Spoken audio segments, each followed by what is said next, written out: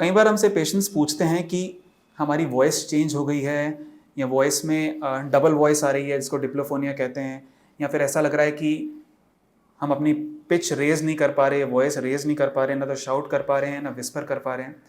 तो बेसिकली ये जो होर्सनेस है जिसको हम आवाज़ में बदलाव कहते हैं, ये क्या चीज़ होती है, इसको कैसे डायग्नोज किया जाता है और इसका क्या ट्रीटमेंट होता है, इसके बारे में हम आज बात करेंगे।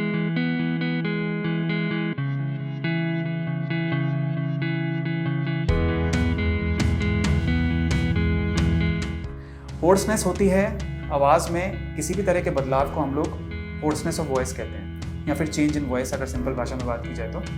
होर्सनेस के कई कारण हो सकते हैं, डिपेंडिंग अपॉन द कॉज हमको ट्रीट भी उसी डायरेक्शन में करना होता है। One of the most common causes जो होर्सनेस का देखा गया है, वो देखा गया है उन लोगों में जिनका ऑक्यूपेशन इस तरह का होता है कि उनको अपनी आवाज़ का इस्तेमाल ज़्यादा करना पड़ता है। अब चाहे वो सिंगर्स हो, चाहे वो टीचर्स हों, चाहे वो मंदिर में प्रीस्ट हों या मस्जिद में मौलवी होते हैं, ये जितने भी लोग होते हैं जिनको अपनी आवाज़ का इस्तेमाल ज़्यादा करना पड़ता है, उन लोगों में वॉइस चेंजेस ज़्यादा देखे गए। वोकल कॉर्ड्स को इन केसेस में अगर एग्जामिन किया जाए, हम एक टेक्निक से वोकल कॉर्ड्स को एग्जामिन करते हैं जिसको हम कहते हैं फाइबर ऑप्टिक लैरिंगोस्कोपी। इससे हम दोनों वोकल कॉर्ड, जिसको सरल भाषा में बोलने की तारें कहा जाता है, जब हम इनको एग्जामिन करते हैं तो हमें वोकल नोड्यूल्स नज़र आते हैं। वोकल कॉर्ड्स बेसिकली एक तरह का स्ट्रक्चर होता है जो बहुत तेज़ स्पीड से वाइब्रेट करता है। वो स्पीड इतनी तेज़ होती है कि हमको बेयर आइज से वो नज़र नहीं आती, हमको स्लो मोशन में वो देखना पड़ता है। इस टेक्निक को स्ट्रोबोस्कोपी कहा जाता है। तो फाइबर ऑप्टिक लैरिंगोस्कोपी और स्ट्रोबोस्कोपी के आधार पर हमको पता लगता है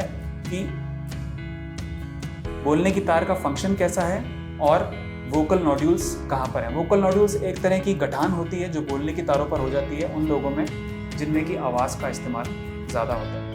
दूसरा सबसे बड़ा कारण आवाज़ में बदलाव का होता है कि किसी तरह का एक तार ढंग से काम नहीं कर रही है। इसके कई कारण हो सकते हैं। जो लोग स्मोक करते हैं या जो काफ़ी साल से लोग किसी तरह का तंबाकू का सेवन कर रहे हैं या टोबैको ले रहे हैं या फिर किसी भी तरह का स्मोक कर रहे हैं, चाहे वो हुक्का हो, चाहे वो सिगरेट हो, बीड़ी हो, उनमें भी गले के कैंसर की संभावना बढ़ जाती है। गले के कैंसर की मोस्ट कॉमन साइट जो होती है वो बोलने की तारें में होती है।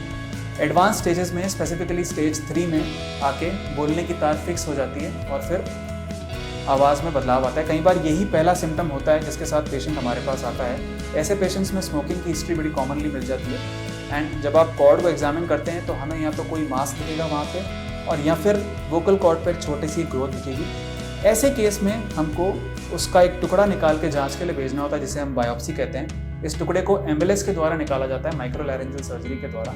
एक बार उसकी जांच की रिपोर्ट आती है जिसको हम बायोप्सी कहते हैं, उसके आधार पर फिर इलाज आगे चलता है। ये दो मुख्य कारण हैं आवाज़ में बदलाव के। इसके अलावा और भी कई कारण होते हैं। किसी को अगर क्रॉनिक साइनस इन्फेक्शंस हैं या किसी को अक्यूट इन्फेक्शन हुआ है, जिसे हम अक्यूट लैरेंजाइटिस कहते हैं, गले का इन्फेक्शन है या क्रॉनिक साइनोसाइटिस है, नाक का पानी बार बार गले में आता है, तो इन केसेस में भी टेम्परेरीली वॉइस चेंज हो सकती है।